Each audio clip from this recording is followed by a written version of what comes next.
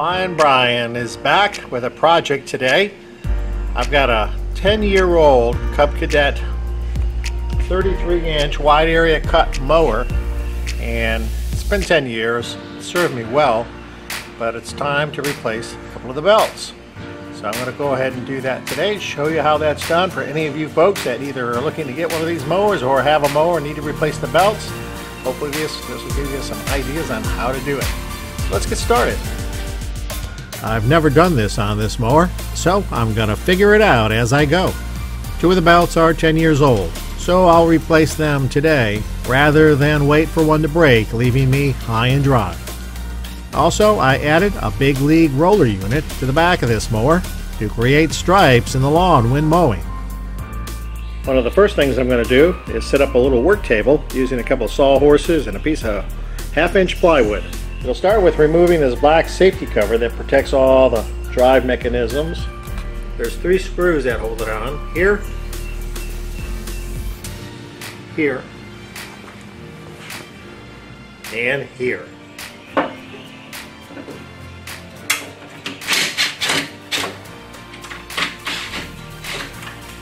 With all 3 screws removed, lift and pull the cover towards you and it will disengage from the chassis. This mower has 3 separate belts that make up its drivetrain. The tooth timing belt that drives the blades was replaced more recently and is still relatively new, so I will not be replacing this in this video. But the other 2, the transmission drive and the mower deck drive belt, will be replaced.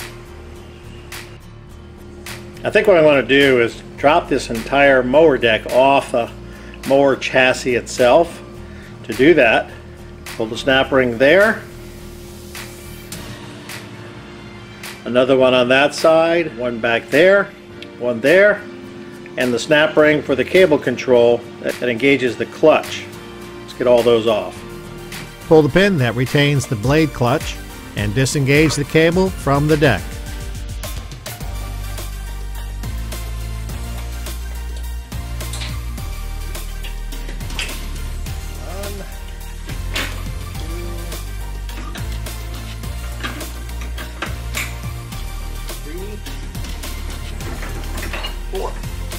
Belt off the pulley. Maybe a better way is take one of these pulleys off. I found that removing these 2 idler pulleys made removing the mower deck drive belt much easier.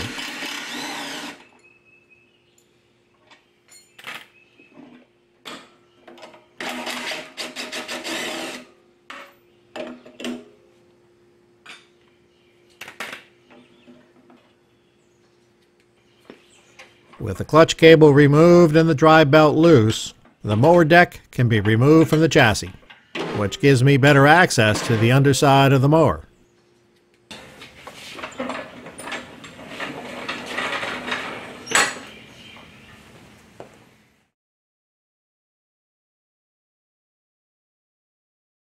You can now see why the tooth timing belt is so important.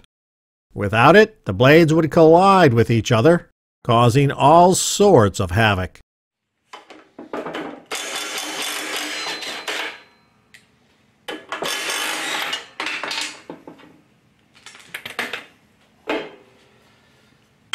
Okay, I'll set those aside, sharpen them both in a little bit.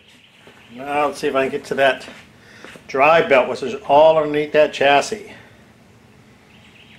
Next, this rubber guard needs to be removed. Remove this screw as well as the one on the other side. Then flex it enough to free it from its retaining holes. There it is. There are 4 belt keepers that need to be loosened that hide under fiber lock nuts like this one. Looking at this parts diagram, they're located here, here, here, and one on the side here. On the actual mower, they are here, here, here, and the last one on the side here. Since I don't have a lift, I found that tipping the mower up on its side like this and removing the wheel gave me better access to the underside of the mower chassis. I removed this belt keeper here on the side first. Looking up under the mower into the chassis, here are the other 3 keepers that need to be loosened. Here, here, and here. None of which were super easy to get to. So I snapped a pair of vice grips onto them to prevent them from turning, and loosened the nuts from on top until the keepers were nice and loose, allowing the pin to wiggle around enough to allow the belt to come off the pulley.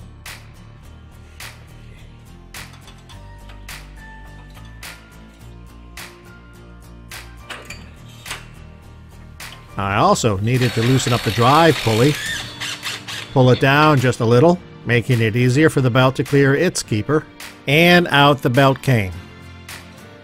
I've included this drawing showing the belt routing to help make sure you get the new belts correctly installed and threaded. I'll start with the transmission drive belt. What is not abundantly apparent is that this belt needs to be installed inside out.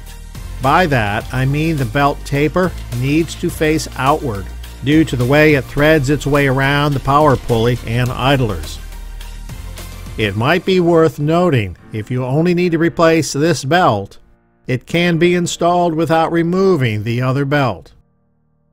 Anyway, work the belt up and over top the transmission pulley, around the idlers and power pulley according to the diagram, paying special attention to assure the belt passes inside the belt keepers. Once you have the belt in place, you can tighten the engine drive pulley,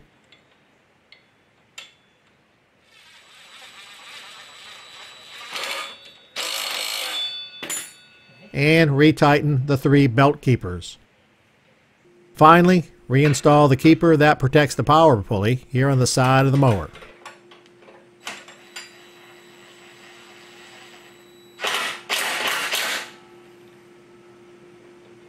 Then take a minute and look up inside the chassis and verify 3 things. 1. Verify the belt is correctly routed. 2. That it is inside the 3 belt keepers. 3. That the V side of the belt faces toward the inside of the power pulley and outward on all of the idler pulleys. If all looks good, reinstall the rubber guard, the tire, and you can then set the mower back down on its wheels.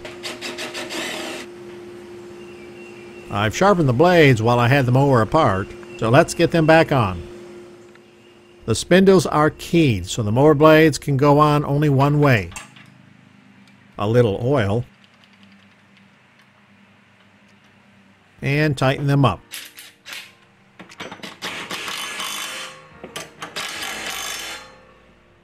Now it's time to remount the deck on the mower chassis.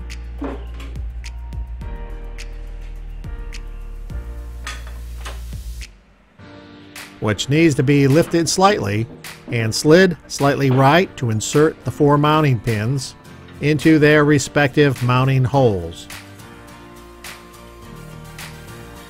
And then reinstall the 4 snap pins.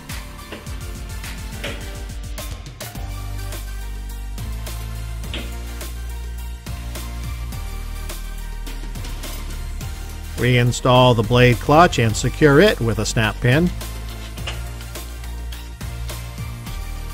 If you are replacing the mower deck drive belt, thread the new belt around the engine pulley and the spindles and idler pulleys, using the diagram I already provided in this video as a guide.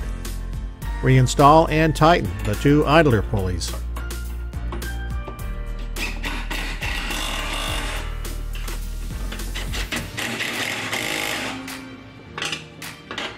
And check to make sure the clutches work properly.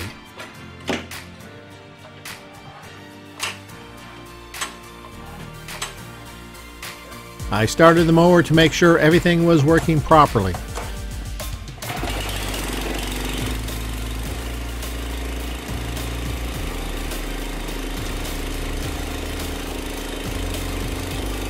Which it was. Reinstall the cover.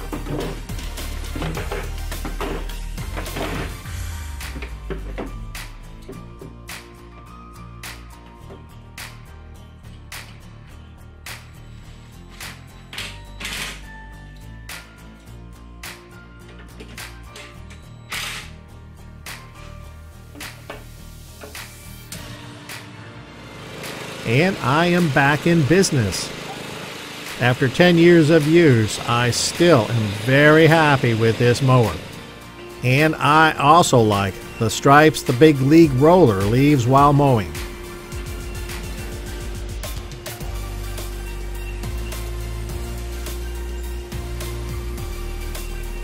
I hope you found that helpful. Remember, life is a journey. Enjoy the ride, and thanks for watching.